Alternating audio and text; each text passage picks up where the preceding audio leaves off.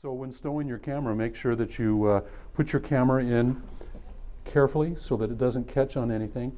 And then make sure that you then stow your other accessories, in the side pockets, and especially over here in these other pockets so that you can keep your gear safe.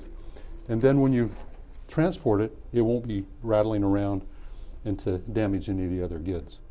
Remember that when checking your audio, that everything is on external and not internal. External means that it's the external mic up here, the wireless, as well as the camera mic. If you have it on internal, then that's the mic on the front of the camera, right up here. So make sure that everything is turned to external. And then when adjusting your audio, make sure that everything is on manual.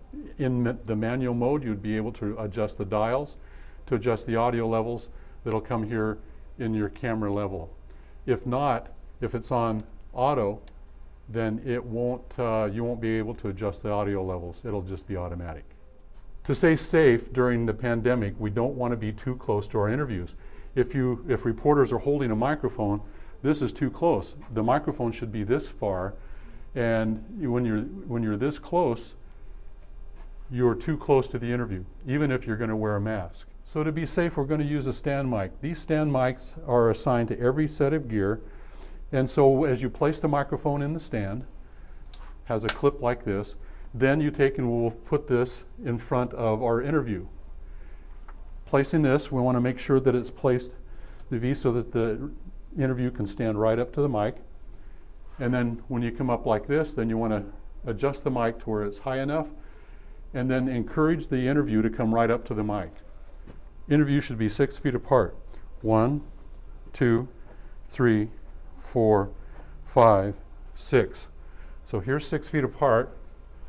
And as you can see, now we're at a safe distance to do our interviews. Okay, I'm here with Jason as we're looking at editing. So in the edit booth, we want to make sure that our audio levels and our positioning of our tracks are on the right area. So right here we have a package from Sarah. And Jason, show us and play us the audio from Sarah. So right there, her audio level is at 0, just a little bit above 0. And her audio track is on track 1. Now we want to make sure that there's only one track. You're not going to put your reporter audio on this, on both tracks. You're going to do just track 1 for your editing. And then over here, the audio level is going to be right at 0 or just a little bit above. Now for Nat Sound, we're going to put Nat Sound on track 2. And so as you see right here, Jason, with your left hand point where the track 2 is, there's track 2, is to make sure that we put that, and we have our track 2 then a little less. Jason, what is the level you want for track 2? Levels on Nats should be between -15 and -30. That way it gives it the audio track and SOTS. It's loud enough to hear what they're saying, but you can also hear gnats in the background, snowmakers, in this case snowmakers, trucks, things like that. Okay, so reporter audio right at 0, a little bit above. Right. And then Nat Sound is at 14 and 15, is that Correct. right? -14 and 15. -14 and 15. Everything, well, that's the standard and that's where it should be. All audio comes in different. Sometimes the mic is closer to the mouth, sometimes it's closer or further away. But in all cases, that's where it should be. For tracks and SOTS, should be between -0 and -3. For Nat Sound, -15 and -30. Wonderful. Okay, so now there's our standard. Now the other thing is we want to be using the right tool. The one on the left here is the audio mixer. Audio mixer will let you actually change the audio up and down, but the audio tool over here is just one that just shows it and you can't make any changes. But the other thing to remember, and if you'll point with your left hand there, Jason, between the two, is that the readouts are different. Right. So like I was saying, the readouts are different because here we have -7, but that's because the mic was far away or close to him, so I had to bring it down even more. With here, the readout is -7, but on here it says -20. So always go with the audio mixer because that way you have finer control of whether you want to bring it up or down, and it's just these little buttons right here.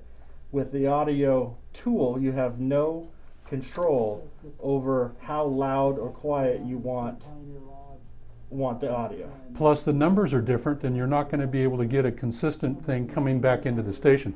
And so there you go, that's our standard.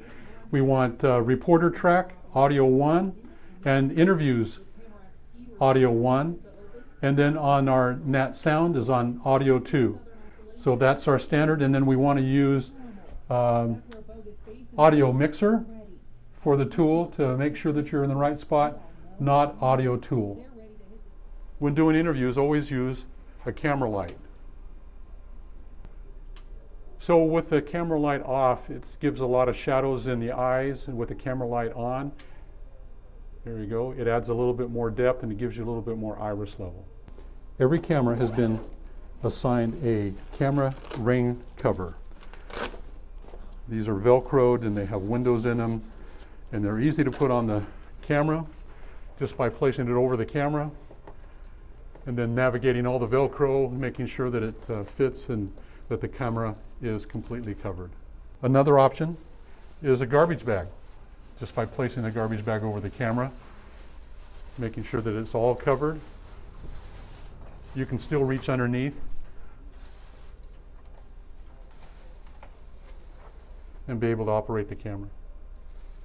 When putting away the live view, make sure that you take and undo the cord, and then when you take it out like that and you plug it in, then come back to the bag and zip it so that the cord and the charger doesn't fall out when you put it up on the shelf. All live views should be stored up on the shelf, as well as making sure that the cables are neatly wrapped and that there are 2 video cables stored on each live view.